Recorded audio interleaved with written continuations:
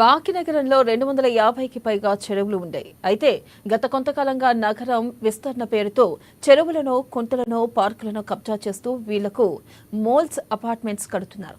ఇక కుక్కర్పల్లిలోని పెరిగిన చెరువు 40 ఎకరాల్లో విస్తరించి ఉంది. అయితే ఇప్పుడు పలు ప్రైవేట్ వెంచర్ సంస్థలు ఈ చెరువులను కబ్జా చేసి అపార్ట్మెంట్స్లను కట్టడంతో చెరువు విస్తరణ తగ్గింది.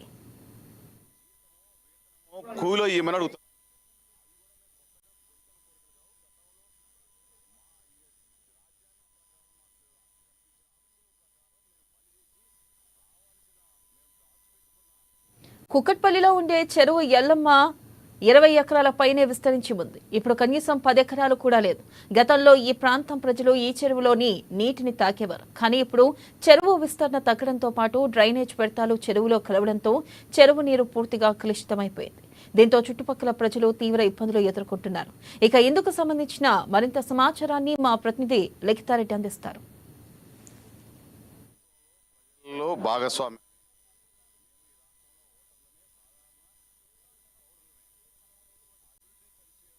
క్రమాల్లో ప్రభుత్వం ఏ డిసిషన్ తీసుకున్నా మేము ప్రభుత్వం వెంబటే ఉంటాం. అవసరమైతే గంట ఎక్కువ పనిచేస్తాం.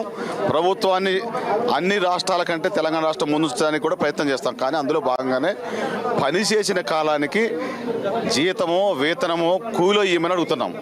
అవి కూడా మేము కొత్తగా గొంతెమ్మ కోరికలు కావు. గతంలో మా రాజ్యాంగం ప్రకారం మాకు కల్పించిన హక్కుల ప్రకారం మేము పనిచేసి రావాల్సిన మేము దాచిపెట్టుకున్న పెండింగ్ బిల్స్ కానీ, మాకు కన్జ్యూమర్ ప్రైస్ ఇండెక్స్ ప్రకారం రావాల్సిన డిఏలు కానీ, ఎవ్రీ 5 సంవత్సరాలకు ఒకసారి రాసిన పిఆర్సీ గురించి కానీ, మేము 25 సంవత్సరాలు కష్టపడి చదివి జీవితకాలం గవర్నమెంట్కి పనిచేసి హెల్త్ ప్రాబ్లమ్స్ వచ్చి హాస్పిటల్ పోయినప్పుడు మా పెన్షనర్స్ మేము పడే ఇబ్బందులకి అమౌంట్ పెట్టలేక చాలా మరణాలు జరుగుతున్నాయి. కాబట్టి వీటన్నిటి మీద ప్రభుత్వం